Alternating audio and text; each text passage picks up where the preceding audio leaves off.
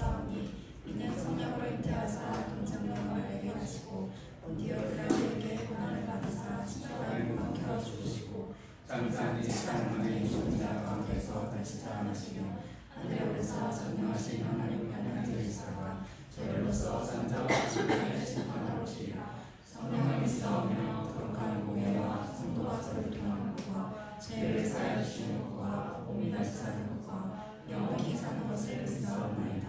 아멘. 샬롬. 반갑습니다. 반갑습니다. 성탄절이 이제 얼마 남지 않았습니다. 우리 박수 치시면서 천사들의 노래가 찬양하겠습니다.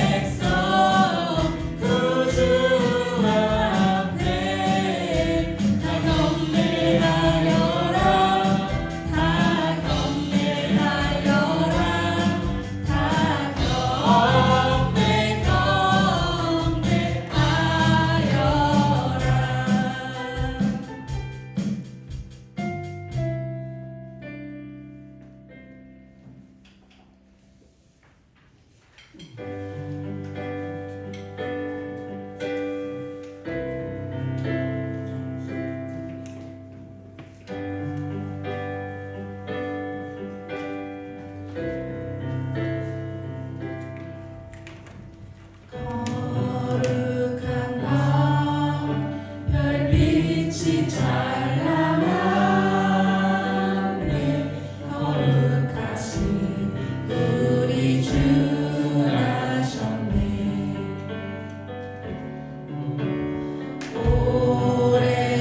오랫동안 죄악에 얽매여서 헤매던 죄인 위에 오셨네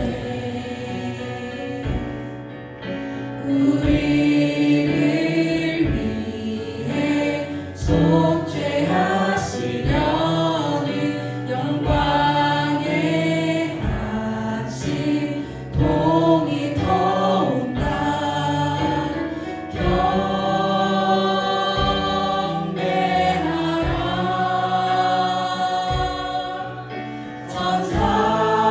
천사의 깊은 소리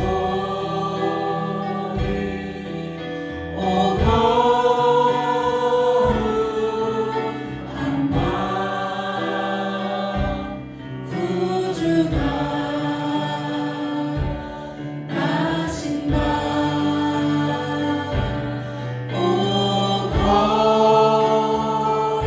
거룩한 밤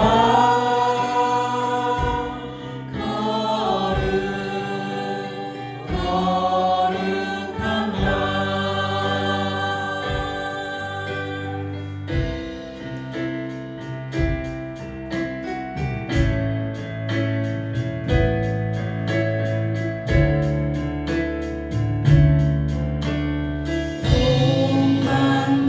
동방남산 그 별의 인도 따라 주님 나신 구유를 찾았네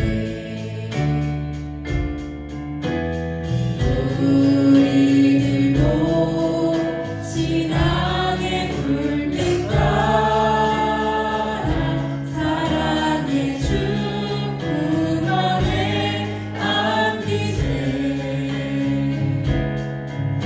만왕의 왕이 구유 안에 누워 우리의 친구 되려 하시네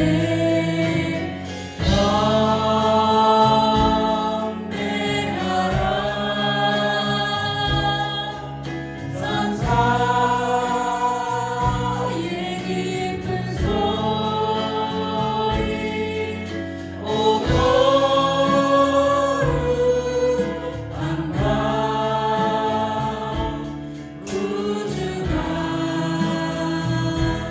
나신 밤 오 거룩한 밤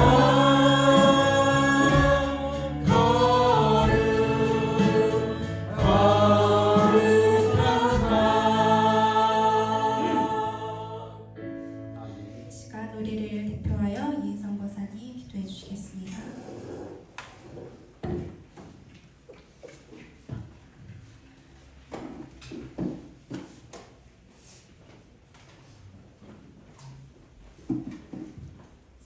사랑의 하나님 너무나도 감사합니다. 한 주간도 저희들을 또 품어주셨다가 또 아무 어려움 없이 이 자리에 나와서 또 예배할 수 있게 하나님 도와주시니 너무나도 감사합니다. 사랑하는 하나님 너무 감사합니다. 예수님의 탄생을 인해서 저희들을 영광의 자리로 이르게 하시는 그 하나님의 사랑이 너무나도 감사합니다. 날마다 구할 것은 하나님의 나라와 하나님의 의를 위해 하나님의 저희들의 삶이 날마다 세상 것을 또 추구하는 삶을 살 때가 너무나도 많습니다. 하나님 날마다 하나님의 자녀로서 또 환경들도 만들어 주시고 또 여건들도 만들어 주셔서 때로는 부족한 것들을 채워가시고 때로는 연약한 것들을 또 강하게 하시는 주님의 손길에 너무나도 감사와 영광을 드립니다. 날마다 저희들은 부족하고 연약하지만 하나님의 자녀로서 또 영광 받기를 원하시는 그 하나님의 아름다운 손길을 날마다 저희들의 삶 속에서 경험하며 날마다 감사와 찬양을 하나님께 돌릴 수 있는 저희들의 삶이 될 수 있도록 하나님 날마다 도와주시길 간절히 바라고 합니다. 저희들은 너무나도 부족하고 너무나도 연약하고 주님의 그 사랑과 주님의 그 아름다운 손길이 없으면 저희들은 살아갈 수가 없습니다.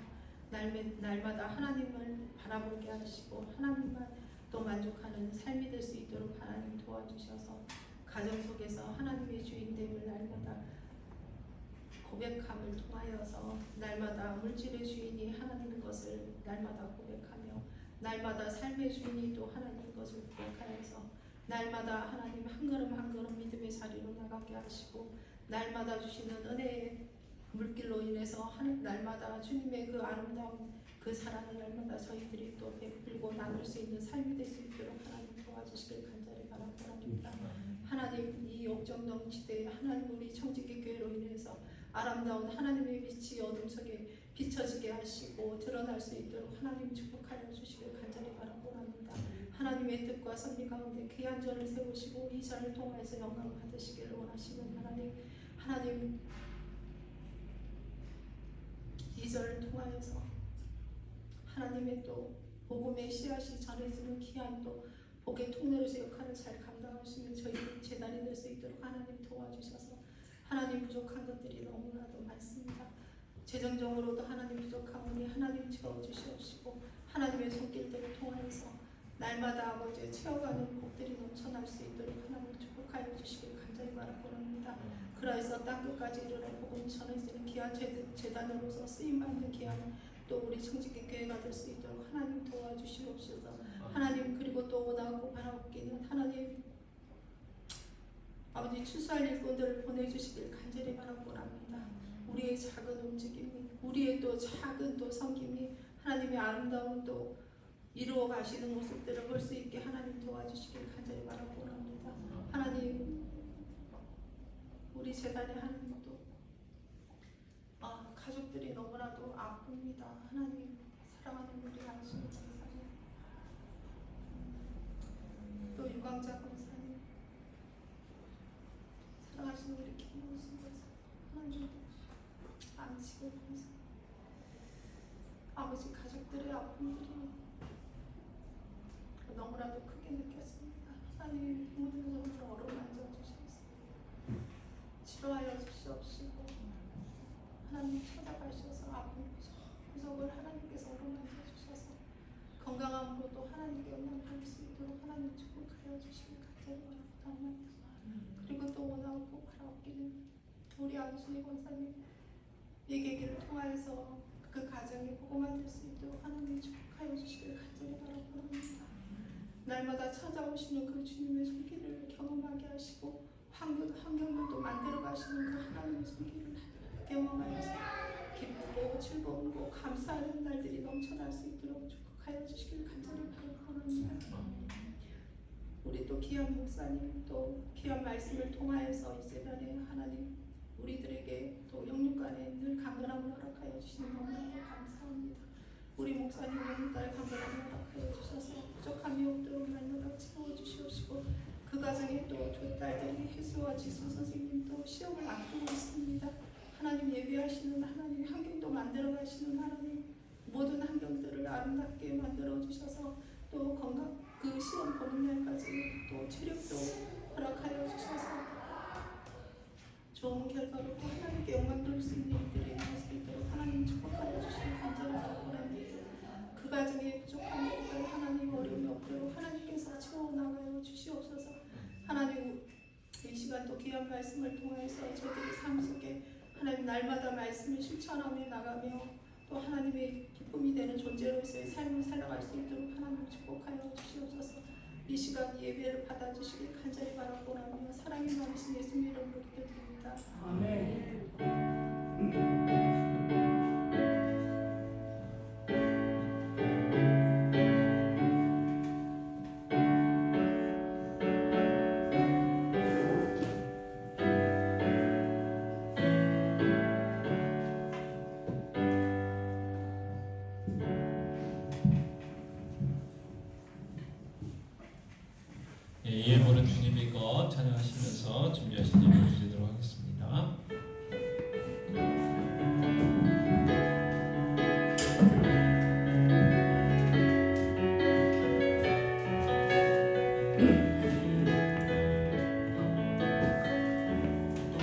삶의 주인이 누구냐 물으실 때 삶의 주인은 예수라고 고백하네.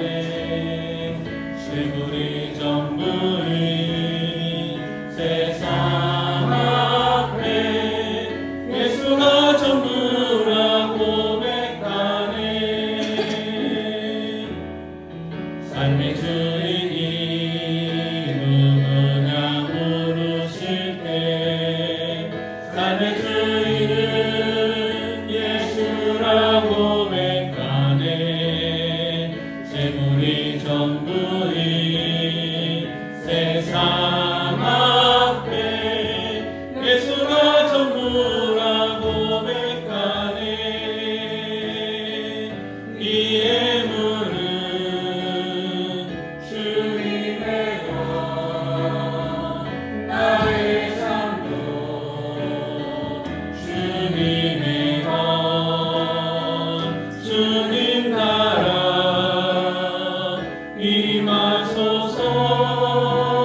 임하소서. 주님의 뜻을 이루소서. 사랑하는 하나님 감사합니다. 거룩한 주일 저희들 하나님 앞에 예배할 수 있도록 불러주시면 감사합니다. 또 이 시간 또 귀한 예물 드립니다. 하나님 기뻐가 주시옵소서. 주님께 주신 일부를 하나님 앞에 다시 올려드립니다. 하나님 기뻐하시고 하나님 영광을 위하여 귀하게 쓰임받게 하여 주시옵 원합니다. 무엇보다도 하나님 간절히 기도합니다. 귀한 성도들의 직장과 사업 위에 복 주시옵소서. 나누고 베풀고 섬기고 주는 귀한 삶, 복된 삶, 풍성한 삶들 살게 하여 주시옵 원합니다. 자녀를 양육하는 데 특별히 부족함이 없도록 도와주시옵소서. 주 몸된 교회 섬기는데 부족함 없도록 주여 역사하여 주시옵 원합니다. 아버지 하나님 또 이 시간 함께 예배해야 되지만 여러 가지 사정 따라 함께하지 못한 분들 계십니다. 하나님 어디 있든지 지켜주시고 다음 주에는 함께 예배할 수 있도록 은혜 베풀어 주시옵 원합니다. 특별히 아버지 이 시간 하나님 말씀 전하고 듣고자 합니다. 성령 하나님 함께 하셔서 하나님 말씀이 바르게 전해지게 하시고 또 들을 길을 허락하셔서 듣고 깨닫고 믿음 주셔서 그 말씀대로 살아갈 수 있도록 은혜 베풀어 주시옵소서. 저희들의 삶이 날마다 주님과 동행하는 복된 삶, 풍성의 삶이 되게 하여 주시옵소서.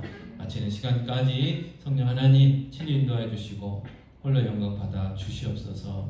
이 모든 말씀 우리 주 예수 그리스도의 이름으로 기도하옵나이다. 아멘. 하나님의 말씀은 마태복음 2장 1절에서 12절 말씀입니다.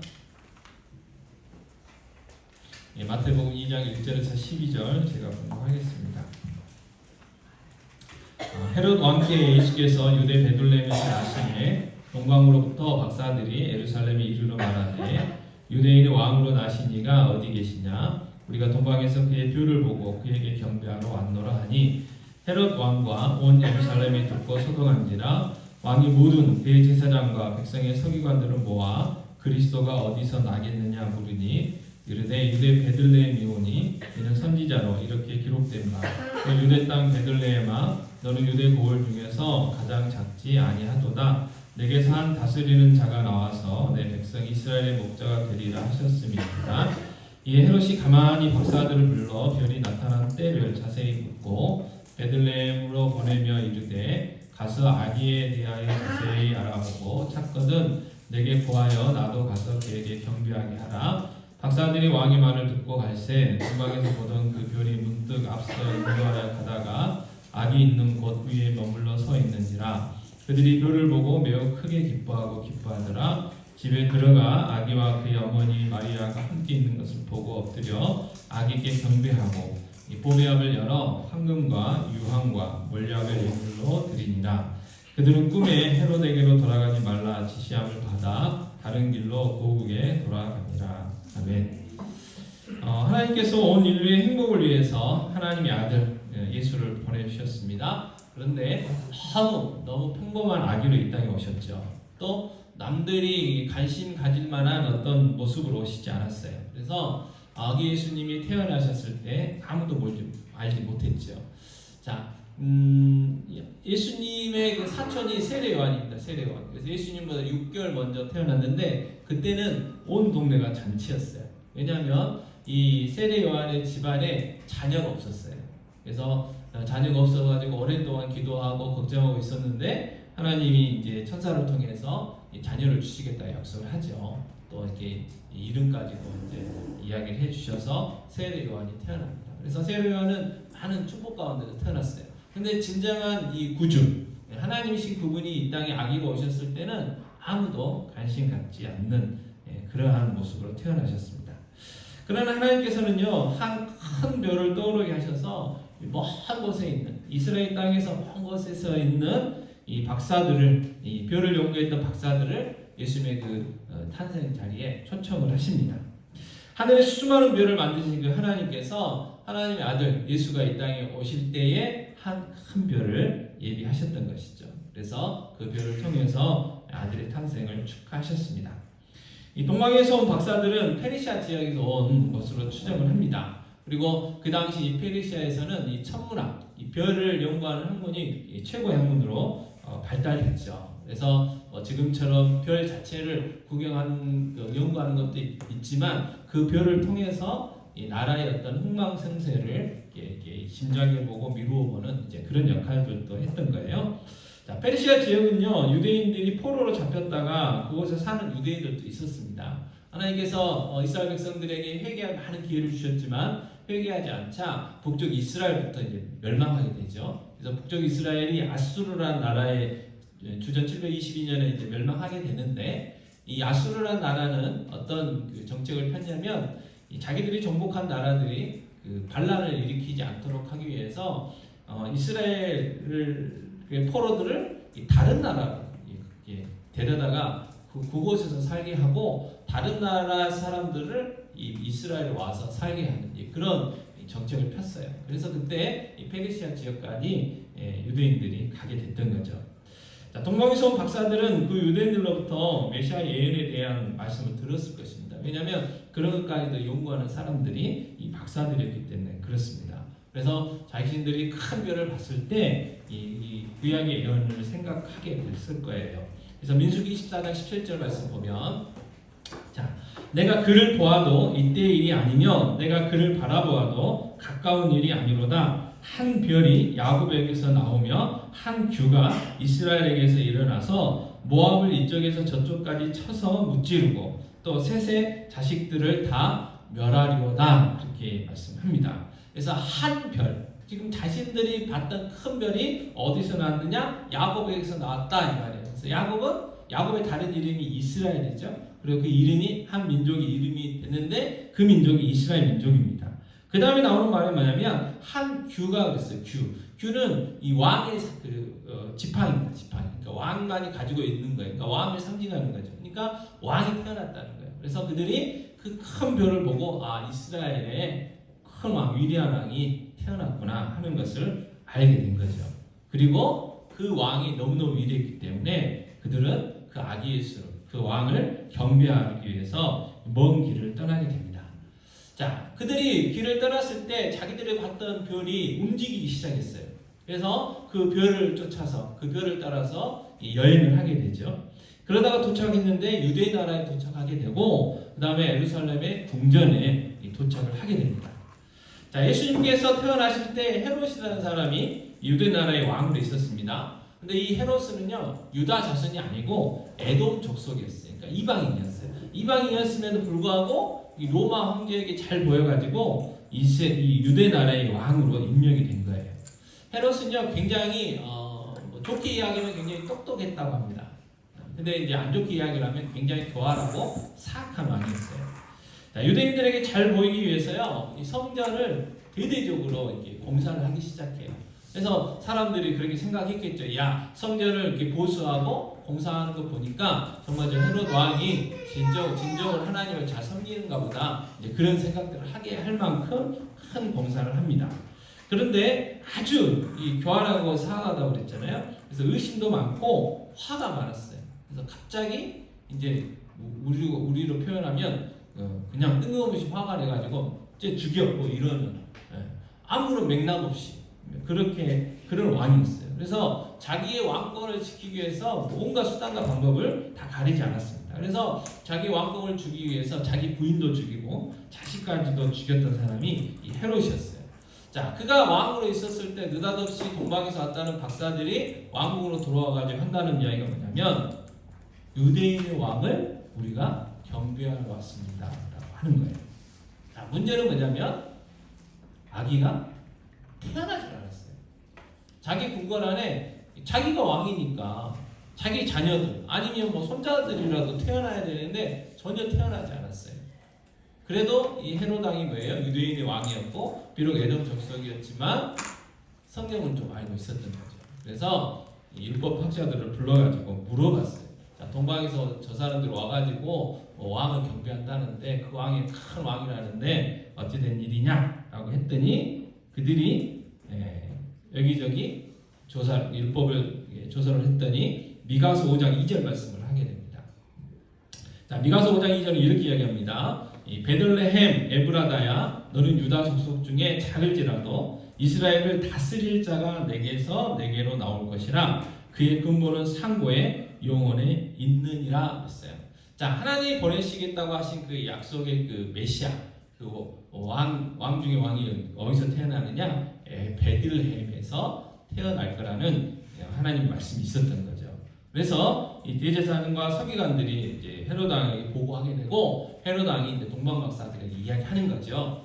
성경에 보니까 베들레헴이라는 동네에 왕이 태어난 것 같으니까 당신들 가서 거기서 경배하고 돌아가는 길에 다시 들려서 어디서 그 왕이 태어났는지 나에게 알려주시오. 그러면 내가 가서 경배하려고 하니까 돌아가는 길에 꼭 들려가지고 나에게 알려달라고 이야기하게 되죠. 자, 동방에서 온 박사들은 예루살렘에 떠나서 어딜게요? 베들레헴으로 이제 향하게 되죠. 궁궐에서 나오자마자 자기들을 그곳까지 인도한 별이 다시 움직이기 시작을 했던 거예요. 그래서 그 별을 쫓아서 어느 한 집에 멈추게 되자 그 집에 들어가 봤더니 아기 예수님을 만나게 된 겁니다. 그리고 그 아기 예수님께 경배하고 자기들이 준비해 왔던 세 가지 예물을 드리죠. 황금과 유향과 몰약 예물로 드려요. 자, 여기서 제가 뭐 질문 하나 드리면 대답을 속으로 하시고, 자, 이때 동방에서 온 박사들이 몇 명이었을까? 자, 1번 3명, 2번 4명, 3번 5명, 4번 모르겠다. 자, 보통 연극을 하면 박사들이 몇 명 나오나요? 3명 나와요. 3명. 왜 그럴까요? 예물이 3개라 그랬어요. 만약에 4명이 와가지고 한 명은 황금 들고 한 명은 유황 들고 한 사람은 모략 들고 있으면 한 명은 뻘쭘하게 서 있어야 되잖아요. 그래서 3명이 이야기하는데 우리가 성경을 정확하게 봐야 되는데 박사들이라고 그랬지 3명이라고 안 그랬어요. 2명일 수도 있고 3명일 수도 있고 4명일 수도 있고. 그래서 그 전설에 의하면 4번째 박사가 있었대요. 이 4번째 박사는 이 의학적인 지식이 있었어요. 그래가지고 이 아버지 동방박사로 같이 오다가 어느 마을에 들렸는데 그 마을이 어떤 마을이었냐면 나환자들이 있는 마을이었어요. 그래서 이 의사라는 직업이 있으니까 환자들이 있으니까 어떻게 해요? 돌봐줬죠. 근데 환자가 너무 많았대요. 그래가지고 하루 머물고 이틀 머물고 사흘 머물고 하다 보니까 어떻게 해요? 예수님은 태어날 때 된 것 같고 그래서 자기는 거기에 남고 나머지 박사들을 보냈다고 합니다. 자, 정말 그 위대한 왕 메시아를 비록 이방 사람이었지만 기다렸대요. 그래서 너무너무 보고 싶었어요. 근데 그것을 떠날 수가 없었어요. 그래가지고 어떻게 됐냐면 그곳에서 평생을 보내게 됐대요. 그리고 나서 이제 거기서 이제 죽을 때가 됐는데 그 죽기 직전에 예수님이 친히 찾아오셔가지고 만나 주셨다는 그런 전설이 있어요. 전설이. 그래서 동방박사는 3명이 아닐 수도 있다.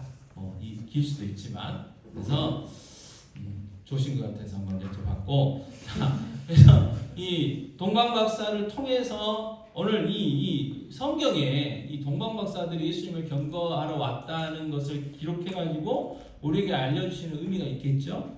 자, 첫 번째 의미는 뭐냐면 아무도 모르고 아무도 관심 없었던 그 예수님의 탄생을 누구를 통해서 알려주셨어요?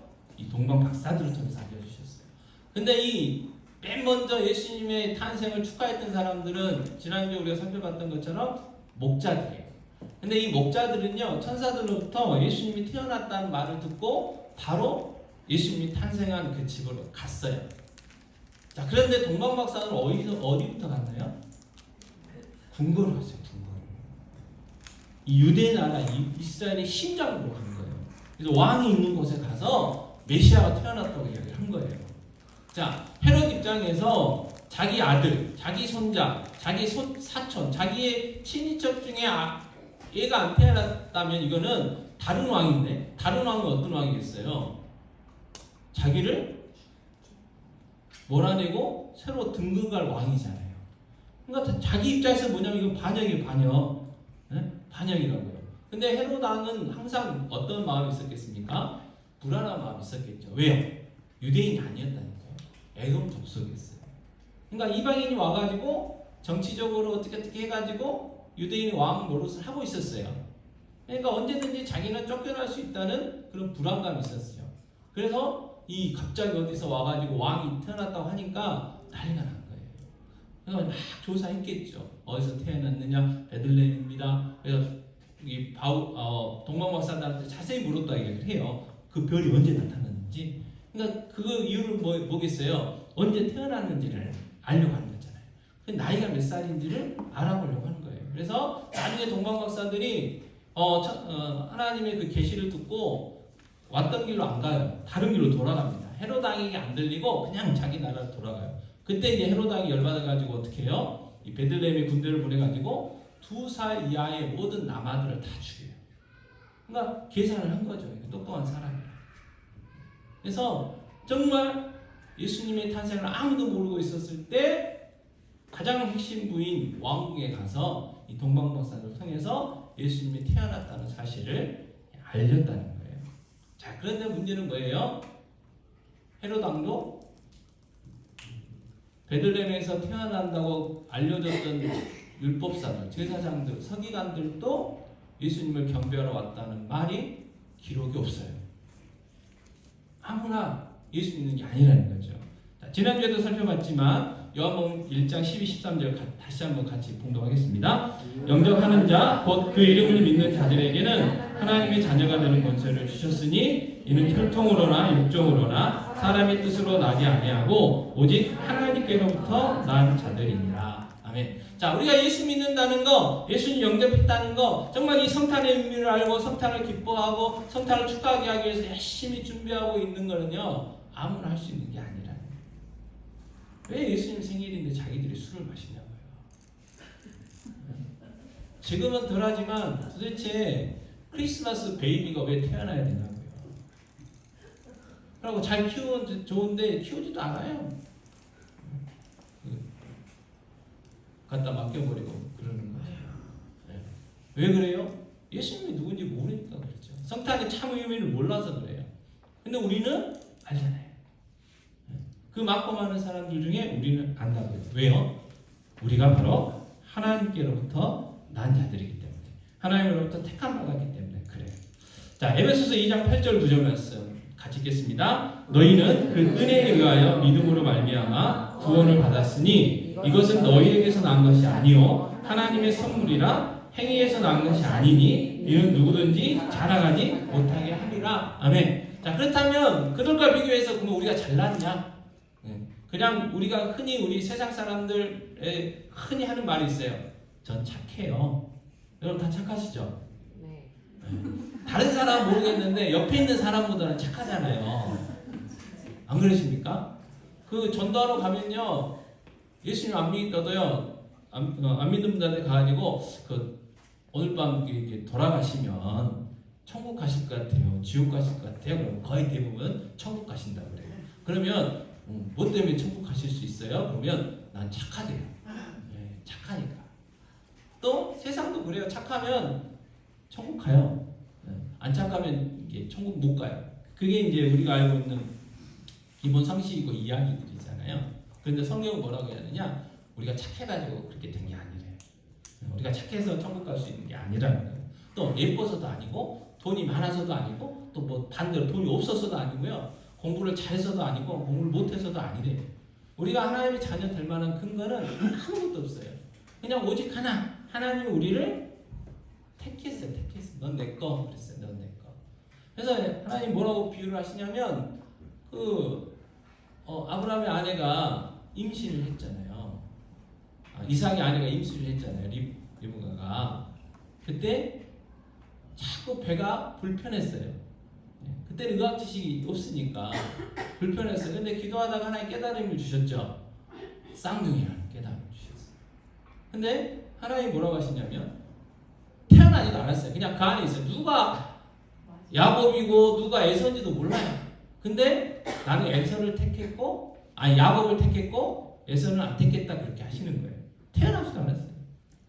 그리고 인간적으로 보면 어떻게 보면 에서가 좀 더 정직하잖아요. 야곱은요 거짓말했어요. 엄마가 이렇게 모의해가지고 아버지를 속였다고요. 그 대가를 14년 동안 치우기는 하지만 어찌됐든 그래요.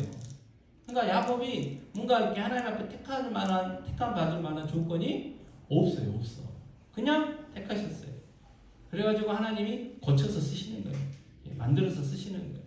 하나님의 사람으로 만들어서 쓰시는 거예요. 우리도 마찬가지죠. 우리가 하나님 자녀 될 만한 조건은 하나도 없어요. 하나도.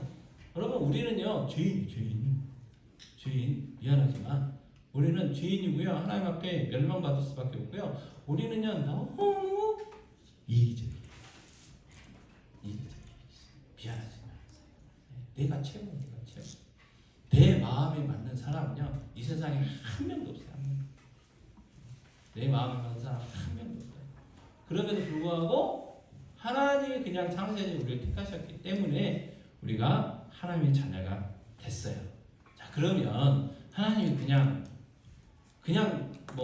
하나님의 자녀 그냥 해주셨느냐? 성경은 그렇게 얘기 않죠. 자 에베소 2장 10절 같이 읽겠습니다. 우리는 그가 만드신 바라 그리스도 예수 안에서 선한 일을 위하여 지으심을 받은 자니 이 일은 하나님이 전에 예비하사 우리로 그 가운데서 행하게 하려 하심이니라 그랬어요. 자, 우리는 그가 만드신 바라 그리스도 예수 안에서 선한 일을 위하여 지으심을 받았다 그랬어요. 하나님께서 예수 그리스도 안에서 우리를 하나님의 자녀 삼아 주셨는데 그 이유가 뭐냐면 이 선한 일을 위해서.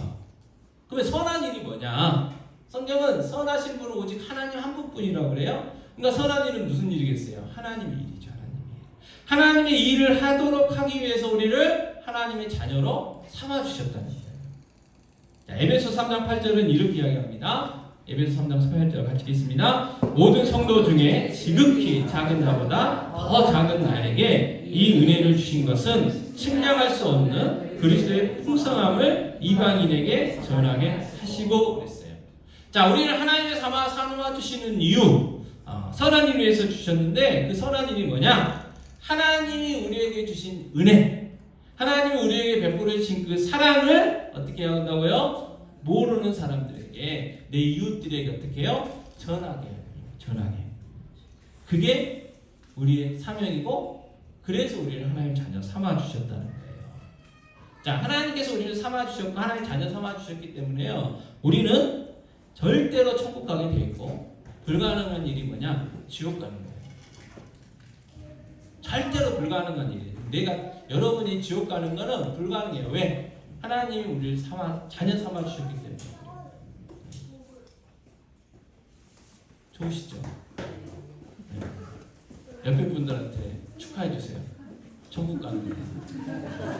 절대 지옥 못 가는 거예요. 근데 문제는 뭐예요?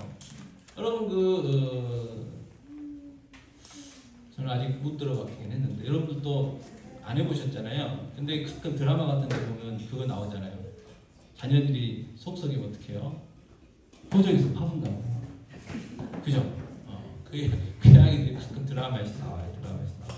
그런데 호적에서 판다고 그 자녀가 아닌가요? 아니에요. 자녀예요. 호적에서 파든 뭘 파든 내 자녀는 내 자녀예요.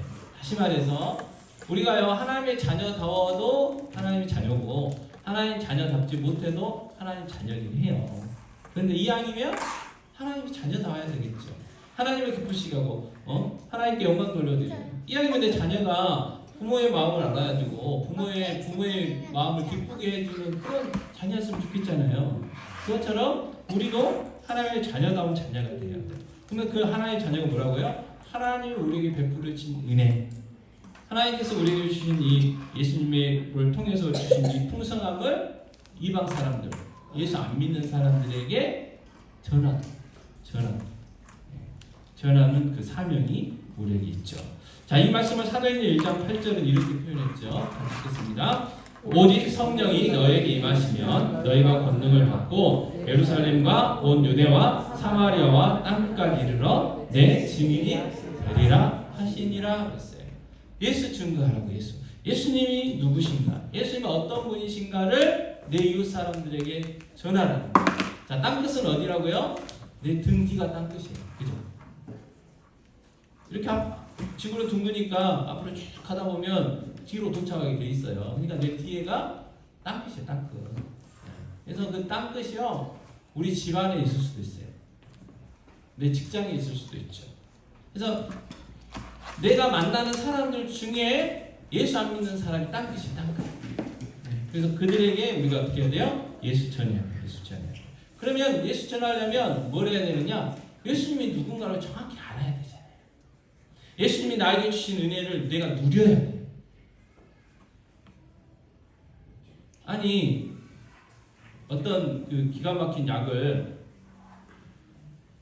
어떤 병을 고친다든지, 아니면 요즘 제일 유행하는 약이 다이어트 약이니까, 이게 다이어트 약이라고 생각을 해보세요. 사람들한테 이것만 먹으면 살이 빠지고 뭐 건강해지고 설명을 해도 내가 안 빠져 있으면 먹겠어요? 안 먹죠. 그 이야기 무슨 이야기입니까? 내가 먼저 하나님의 그 사랑, 그 하나님의 은혜를 어떻게 해요? 누려야 돼. 그죠? 그리고 나서 내가 누리고 있는 은혜를, 내가 누리고 있는 사랑을 전해줄 때 이웃들이, 야, 나도 그 은혜를, 나도 그 사랑을 받고 싶다. 그렇다는 거예요. 자, 오늘 이 동방에서 온 박사들이요, 세 가지 예물을 드렸잖아요, 예수님한테. 첫째는 뭘 드렸냐면 황금을 드렸어요. 황금은요, 왕을 상징해요. 왕. 자, 지금도 마찬가지지만 집에 다 어떻게 그 금 거북이인가? 그거 다 있으세요? 아니면 집에 그 금괴 하나씩 있으세요? 예전에 김대중 대통령이 할 때 금복 했을 때 금괴가 안 나왔대요. 금반지는 다 나왔는데, 돌반지도 나오고 뭐 가락지도 다 나왔는데 금괴는 안 나왔대요. 그러니까 부자들은 안 냈다는 이야기죠. 자, 지금 무슨 이야기냐면 이 금을요, 아무나 가질 수 있는 게 아니라는 거예요. 지금도 누가 가질 수 있어요? 돈 많은 사람이 가질 수 있는 게 돈 많은 사람들.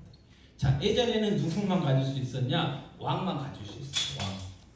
그래서 황금이 왕을 상징하고요. 또 황금은요, 변하지 않아요. 그래서 금값이 비싼 거잖아요. 그래서 왕을 상징합니다. 그래서 이 동방박사들이 예수님께 황금을 드렸다는 것은 예수님이 이 땅에 왕으로, 만왕의 왕 오셨다는 걸 의미를 하고, 그다음 두 번째로 드린 게 뭐냐면 유향이에요. 유향은요, 제사 드릴 때, 하나님 앞에 제사 드릴 때 드린 거예요. 그러니까 이 유향을 예수님께 드렸다는 것은 인간으로 오셨지만 그분이 하나님이시라는 것을 상징하고, 그다음 세 번째 몰약을 드렸잖아요. 이 몰약은요, 이 시체를 할 때 넣었던 그런 향품입니다. 그래서 예수님이 이 땅에 오신 이유, 십자가에서 우리 죄를 대신 지고 죽으실 것을 상징하는 의미예요. 그래서 이 동방박사들이 드린 이 세 가지 예물을 통해서 우리가 예수님이 누군가를 알 수 있는 거죠. 마찬가지로요, 우리가 어떻게 해야 돼요? 우리 이웃들에게 이 예수를 전해야 돼요. 전하는 사명이 있습니다. 자, 영국의 캠브리지 대학교 교수였던 이 C.S. 루이스가 있어요. 이분은요, 원래 예수를 안 믿었어요. 근데 나중에 예수를 믿게 됐는데, 그래서 이분이 여러 가지 책도 쓰시고 했는데, 자, 이분이 무슨 이야기를 했냐면 이런 이야기를 했습니다. 자, 예수는 정신 나간 거짓 교사이든지 만인의 부주이든지 둘 중에 하나다. 만약 당신이 예수를 하나님의 아들이요 구주로 믿지 않는다면 당신은 그를 거짓말쟁이로 만드는 것이다. 왜냐하면 예수 자신이 하나님의 아들이요 구주라고 가르쳤기 때문이다. 그랬어요. 이야기 뭐냐면 세상 사람들도 예수님을 알잖아요. 자, 우리나라의 국교가 없죠. 공식적으로 없어요. 네. 그래도 12월 25일이 무슨 날이에요? 공휴일. 공휴일이라니까요. 전 세계적으로 거의 공휴일이에요. 예수 안 믿는 사람들도 예수님의 생일을 축하해 보겠다고 쉬어요. 우리만 쉬어도 되는데 굳이 자기들도 쉰대요. 굳이 자기들도. 물론 이제 사장님이 쉬어야 우리도 쉬니까 어쩔 수 없겠지만. 네. 자, 무슨 이야기냐면 학교에서요 예수님에 대해서 배워요. 예수님에 대해서 배워요. 예수님 누구냐? 기독교의 창시자다 이렇게 배우고, 그럼 기독교의 핵심이 뭐냐? 사랑이다 이렇게 해요. 그래서 예수님 뭐라고 했냐면 4대 성인이다 그래요. 4대 성인. 4대 성인. 위대한 사람, 거룩한 사람, 본받을 만한 사람. 근데 성경은 그렇게 이야기하지 않는다는 거예요. 자, 예수님이요 십자가에 죽으신 이유가 다른 게 아니에요. 내가 하나님이다. 그것 때문에 죽었어요. 또 예수님의 제자들도요 왜 숨어 다녔냐면 예수님이 하나님이라고 했기 때문에 그래요. 그래서 자기들도 잡혀 죽을까봐 도망다녔어요. 자, 그래서 예수님도 그렇고 예수님의 제자들도 그렇고요 예수님을 하나님이라고 했어요. 그러니까 예수님을 하나님으로 믿든지 예수님을 하나님으로 못 믿는다면 뭐예요? 자, 예수님이 하나님이 아니라면 두 가지. 첫째, 예수님이 이건 거짓말이지. 자기가 하나님이 아닌데 하나님이라고 거짓말 쳤어요. 또 한 가지 가능성은 뭐예요? 자기는 거짓말이 아니야. 진짜 자기를 믿었어. 자기가 하나님이라고. 그런 사람을 우리 뭐라고 그래요? 네, 미친 사람이라. 정신병원에 계신 분들이 많이 그렇잖아요. 거기 가면 다 있대요. 하나님도 계시고 예수님도 계시고 성령님도 계시고 부처님도 계시고 뭐 마음도 있고 다 있대요. 네, 산신령도 있을 것이고 옥황상제도 계시고 다 그런데요. 네. 그 사람들이 막 자기가 나는 하나님이다. 내가 뭐 부처님이다. 내가 산신령이다 한다고 그 사람들 거짓말했다고 벌금 땅땅땅 해하고 뭐 너 벌금 500만 원 내라 1000만 원 내라 그렇게 안 해요. 왜요? 자기는 진짜 그렇게 믿어요. 근데 이제 감당이 안 되니까 이렇게 딱 모아놨어. 딱 모아놔서 그런 거지. 예수님이 그렇다는 거예요. 예수님이. 그래서 오늘 말씀을 통해서 다시 한번 우리는 예수님이 누구요? 하나님이시라는 것을 믿고 또 우리 믿고 있잖아요. 그래서 그분이 진정한 하나님이라고 어떻게 우리 이웃들에게 전해야 돼요. 사대성인이 아니고 기독교의 창시자가 아니고 기독교가 하나님을 믿고 하나님을 경배하는 거잖아요. 그러니까 경배자죠. 예수님. 그래서 그러한 사명이 우리에게 있어요. 자, 그러면 우리가 어떻게 그럼 예수님을 전해야 되느냐? 자, 마태복음 5장 16절 같이 읽겠습니다. 이같이 너희 빛이 사람 앞에 비치게 하여 그들로 너희 착한 행실을 보고 하늘에 계신 너희 아버지께 영광을 돌리게 하라 했어요. 자, 하나님이 예수님이 우리는 뭐라고 했냐면 너희는 세상의 빛이다. 너희는 세상의 소금이다 그랬어요. 자, 소금이 되라, 빛이 되라 말씀하신 게 아니고 너희는 소금이다. 너희는 빛이다 그랬어요. 그게 우리 정체성이에요. 정체성. 그러니까 우리 세상의 소금으로 세상의 빛으로 살아야 돼요. 근데 진정한 빛은 누구예요? 예수님이시잖아요. 진정한 소금 누구겠어요? 예수님이잖아요. 그래서 우리의 삶을 통해서 그 진짜가 어떻게 해요? 비춰줘야 돼요. 반영이 돼요. 반사가 돼요. 반사가. 자, 그래서 흔히 무슨 이야기 하냐면 태양과 달빛 이야기를 하는 거예요. 태양은 자체적으로 빛을 내요. 그죠? 근데 달은 자체적으로 빛을 내요? 안 내요? 안 내요. 요 며칠 달이 엄청 크더라고요. 네. 저녁에 주로 주무시느라고 못 보셨나봐요. 그렇죠. 요즘 엄청 컸어요. 근데 그 달빛이요 스스로 빛을 내는 게 아니에요. 어떻게 되나요? 태양빛을 받아서 반사시켜가지고 우리에게 그 빛을 주는 거잖아요. 우리도 마찬가지. 우리도. 그러니까 어떻게 해야 돼요? 예수님을 잘 바라봐야 되고 바라봐야 돼요. 그래서 그 빛이 주위에게 이렇게 비춰줄 수 있도록. 이 이야기는 뭐냐면 우리가 예수님을 증거할 때 분명히 말로 전해야 돼요. 왜요? 우리가 사람이기 때문에 그렇습니다. 말하지 않으면 상대방 몰라요. 죄송합니다만은 뭐 아무리 오래 살았어도 말을 그래요. 눈빛만 보도 안다고. 그건 거짓말이죠. 어떻게 눈빛만 보고 알아요? 대충 짐작만 할 뿐이지. 그죠? 말을 해야 알아요. 말을. 그래서 반드시 이 전도는요 말로 하셔야 돼요. 근데 그것과 함께 동전의 양면과 같이 따라가야 되는 게 뭐예요? 우리의 삶이에요. 삶. 우리의 삶. 자, 그래서 고린도후서 2장 15절에 이렇게 얘기합니다. 같이 읽겠습니다. 우리는 구원받은 자들에게나 나가는 자들에게나 하나님 앞에서 그리스도의 향기니, 그래서 향기. 냄새가 나요. 냄새가. 어떤 냄새가 나요? 예수 냄새 나요. 예수 냄새가 나요. 여러분 아들을 안 키워보신 분들은 잘 모르시겠지만 아들들이요 청소년이 되면 냄새가 나야 돼요. 그걸 뭐라고 이야기하냐면 호르몬 냄새다. 자기는 몰라요. 근데 나게 돼 있어요. 그리고 이제 그 시기가 지나면 또 안 나요. 신기하죠. 근데 무슨 이야기냐면 우리도 냄새가 나요. 근데 어떤 냄새가 나야 된다고요? 예수의 향기가 나야 되는데 진하게 나요. 진하게. 죄송합니다. 분명히 냄새가 나긴 나거든요.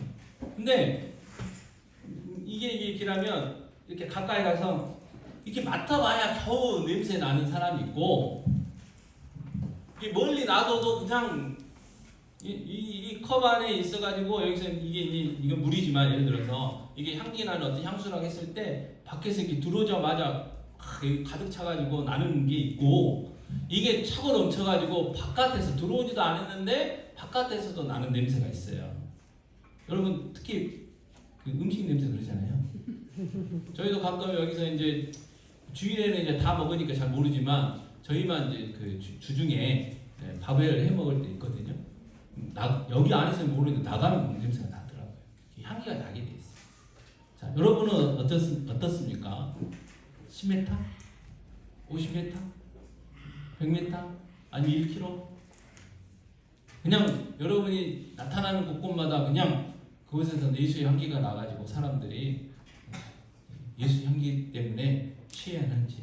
자, 여러분 중요한 건요, 같은 향기여도요 좋아하는 사람이 있고 안 좋아하는 사람이 있어요. 모든 사람이 다 예수 향기를 좋아한다고 생각하지 마십시오. 여러분들도 다 그러잖아요. 예를 들어서 장미향이다 그러면 이 장미향을 좋아하는 사람도 있지만 안 좋아하는 사람이 있어요. 분명히. 커피향도 좋아하는 사람이 있지만 안 좋아하는 사람이 있다고요. 우리가 예수의 향기가 나는데 내가 가는 곳곳마다 분명히 나게 돼 있어요. 약하게 나든지 진하게 나든지 나게 돼 있는데 그 공간에 있는 사람들이 그 예수 향기를 좋아하는 사람도 있지만 분명히 싫어하는 사람들도 있다는 거. 그래도 우리는 예수 향기가 나야 되고 그 예수 향기를 진하게 풍길 수 있어야 된다라는 것을 여러분 꼭 기억하셨으면 좋겠어요. 그래서 이 성탄절을 맞이해서 우리가 누군가 또 우리의 사명이 뭔가 한 번 더 생각을 해봤고요. 그리고 무엇보다도 얼마 남지 않았지만 아직 이제 지난주에도 제가 부탁을 드렸지만 아직까지도 바빠서 못 하셨으면 우리의 가족, 친척, 이웃들 중에 이 성탄의 의미가 뭔지를 모르는 분들에게 어떻게 해야 된다고요? 알려줘야 돼. 황금과 유황과 모략을 드렸다는 그 의미. 근데 알려줄 때 좋은 방법 중에 하나는 뭐라고요? 선물 주면서 알려주시면 별로 이렇게 안 싫어하실 거예요. 근데 이제 말로만 하려고 하면 사람 따라 조금 이제 거부 반응이 있을 수 있지만 이 선물을 딱 주면서 내가 너에게 크리스마스 선물을 주는데 내가 왜 주는지 이 선물의 의미가 뭔지 한번 들어봐라 그러면 받아야 되니까 듣고 있겠죠. 그래서 한번 이번 기회를 통해서 한 번 더 예수 전할 수 있는 그런 귀한 기회를 삼으셨으면 좋겠습니다. 찬송가 111장이요. 오늘 말씀 생각하시면서 찬양하시고 함께 기도하도록 하겠습니다.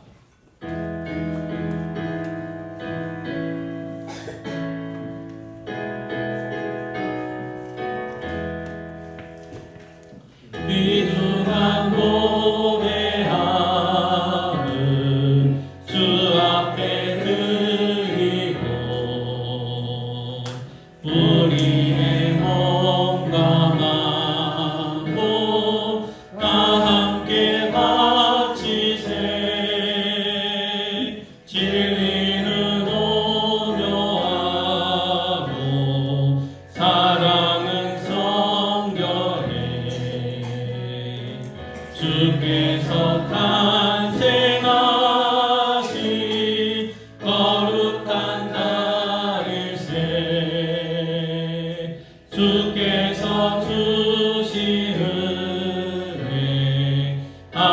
없이 크오니 우리가 하는 것을 감사히 바치세. 기쁨은 충만하고 소망은 불변해. 정성과 마음을 다해 경배를 드리세. 들에서 밤을 새며 양치던 목자들 하늘에 빛난 영광 보고서 놀랐네. 천사의 기쁜 소식 목자들 듣고서 찾아와 경배하며